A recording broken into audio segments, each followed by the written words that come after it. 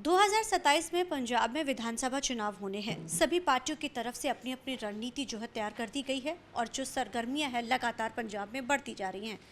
इस समय जहां विपक्ष में तो कहने को कांग्रेस है, लेकिन इस समय पंजाब में आम आदमी पार्टी वर्सेस जो है बीजेपी चल रहा है। कैंप्स का मुद्दा उठता है, उसके बाद राशन चोरी का मुद्दा उठता है, अब इस समय चल रहा है। लेकिन कल हरियाणा विधानसभा में एक बड़ा फैसला लिया गया कि 1984 के जो दंगे में जो लोग की जान गई थी, उन परिवारों को, जो इफेक्टेड परिवार है, अब उनको जो है सरकारी नौकरी जो है दी जाएगी। हालांकि ये चीज़ पहले से बीजेपी कर रही है, अब इसको कई तरीकों से देखा जा रहा है। कोई इसको वोट बैंक के रूप से भी देख रहे हैं, क्योंकि सीएम सैनी ने खुद पूरी कमान जो है पंजाब की संभाल रखी। बेशक वो हरियाणा के सीएम है, लेकिन कमान उनके पास पंजाब की है। हमारे साथ सुभाष जी समय मौजूद है। सुभाष जी, चुनाव 27 तैयारियां पूरी तेज़ों पे, जो हरियाणा में दिख रहा है उसका असर पूरा पंजाब में इसको भर पाया जाएगा, लगता है? देखिए, जहाँ तक ये 84 के दंगा पीड़ितों को नौकरी देने का मामला है, ये हमारे लिए राजनीति का विषय नहीं है। ये न्याय का विषय है, जस्टिस, इंसाफ का विषय है। आपको याद होगा कि जब मोदी जी की सरकार बनी थी 2014 में, पहली कैबिनेट में जो फैसले हुए थे उनमें एक फ़ैसला ये भी था कि 1984 के कत्लेआम के जो फाइलें बंद हो गई हैं उनको खोला जाएगा। सिट बनाई गई और उस सिट का ही परिणाम है कि आज सज्जन कुमार जेल में हैं, जगदीश टाइटलर के खिलाफ चार्जशीट दाखिल होने वाली है। दिल्ली की सरकार ने सभी दंगा पीड़ितों को नौकरी दी। अब नायब सिंह सैनी जी ने इस विषय में नौकरियां देने का काम किया है।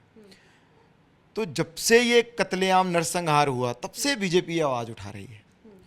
तो ये विषय सिर्फ राजनीति का नहीं है। हम पंजाब के, अपने देश के, अपने उन सब सिख भाइयों को ये विश्वास हमने दिलाने की कोशिश की है कि जो एक अन्याय हुआ था उसका इंसाफ भाजपा देगी और भाजपा ने दिया है। लेकिन आपको नहीं लगता कि 2027 के मद्देनजर, देखिए तैयारी तो 27 के चुनावों की है और जाहिर है क्योंकि अब तकरीबन साल ही लगा ली, साल तो ख़त्म ही होने वाला है, और जब चुनावी ईयर होता है तो हर मुद्दा को राजनीति के तौर पे देखा जाता है और हर मुद्दे को भुनाया भी जाता है।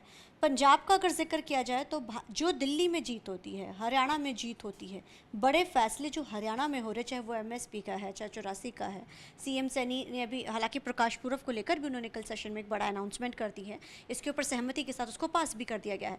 तो नहीं लगता है कि पंजाबियों के लिए अब जो है ये नब्ज टटोल के अब भाजपा उस और बढ़ पड़ी, जिसको लेकर कहा था कि जब भी भाजपा है कि हम लोग उसको मतलब बाइकाट करते थे, लेकिन अब लोगों की परसेप्शन बदलने की कोशिश में भाजपा पूरी लगी हुई है। लोगों की परसेप्शन ऑलरेडी बदल गई। पंजाब के लोग आज देख रहे हैं कौन पंजाब के हक में है, कौन पंजाबियों के लिए ज़्यादा बढ़िया है।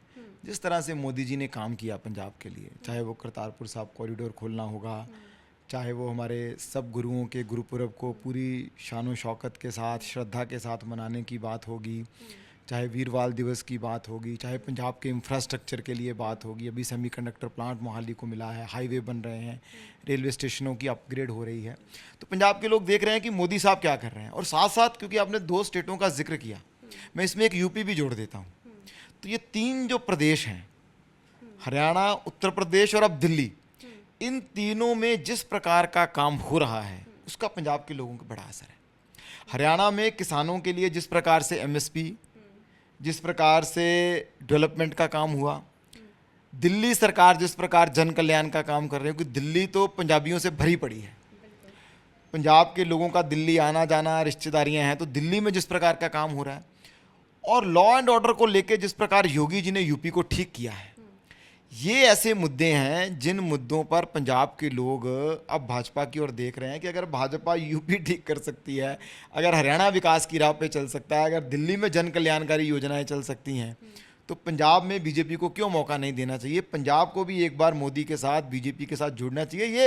ये मैं नहीं कह रहा हूँ, ये आज पंजाब के जो गाँव हैं वहाँ पर जब लोग बैठते हैं चौपाल पे, जैसे हम पंजाबी में सत कहते हैं, वहाँ ये चर्चा होती है।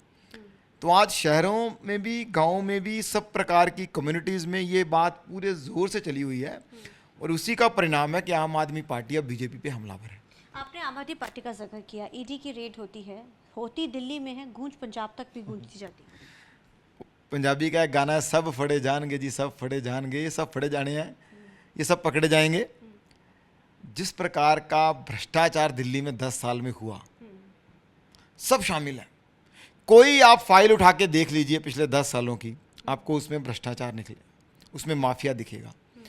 वो चाहे अस्पताल बनाने का काम होगा, वो चाहे स्कूल बनाने का काम होगा, वो चाहे बेंच लेने का काम होगा, वो चाहे यमुना को साफ करने का काम होगा, वो चाहे शराब का माफिया होगा, कोई चीज़ आप उठा के देखेंगे तो उसमें भ्रष्टाचार दिखेगा।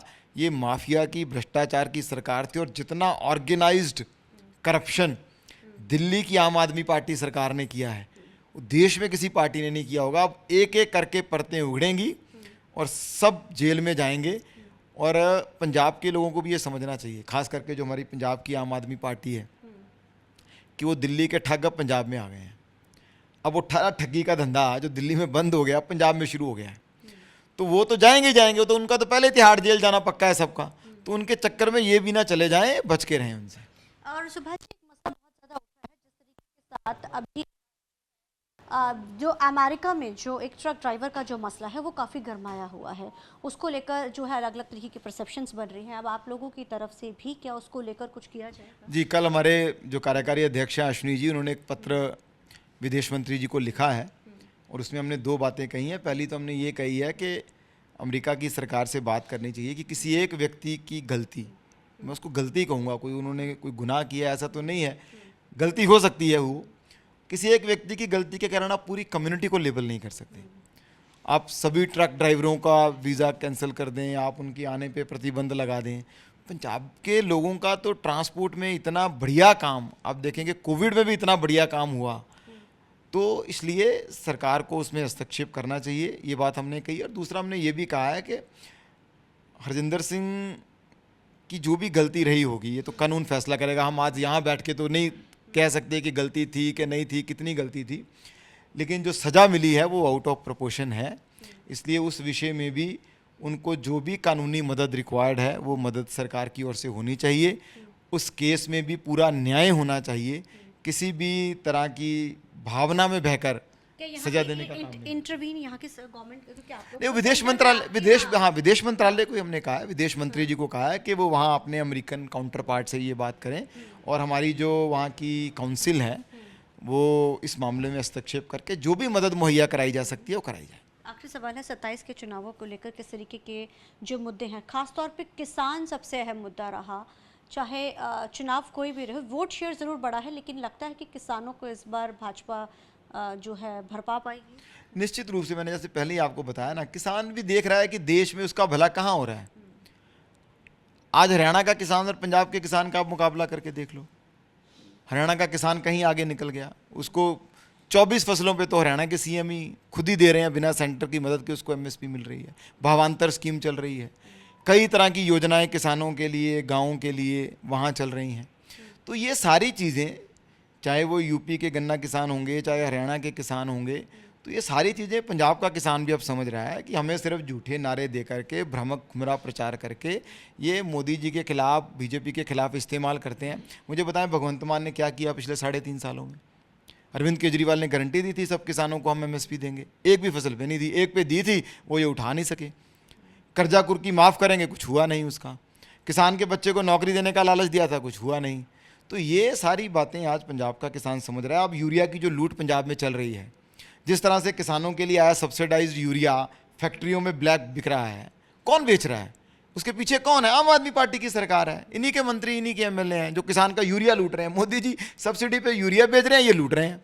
तो ये सारी बातें, आज बाढ़ आई हुई है पंजाब में, किसान रो रहा है, फसलें खराब हो रही हैं, पानी भरा हुआ है। मुख्यमंत्री साहब तमिलनाडु में नाश्ता कर रहे हैं, वो कह रहे हैं I am feeling honoured to be here. अभी किस बात की ऑनर्ड फील कर रहे हो? आपका स्टेट पूरा रो रहा है, आप वहाँ बैठ के नाश्ता कर रहे हो। तो ये सारी चीज़ें पंजाब के लोग, पंजाब के किसान देख रहे हैं। और आप देखेंगे कि आम आदमी पार्टी की जो 2027 के चुनाव है उनमें ये दहाई का आंकड़ा नहीं पहुंचेगा, सबकी जमानत जब्त होगी। जैसे दिल्ली में मुख्यमंत्री खुद हारे हैं, यहाँ भी मुख्यमंत्री खुद चुनाव हारेगा। धन्यवाद। तो ये चंडीगढ़ से टीवी 9 के लिए प्रीत कौर।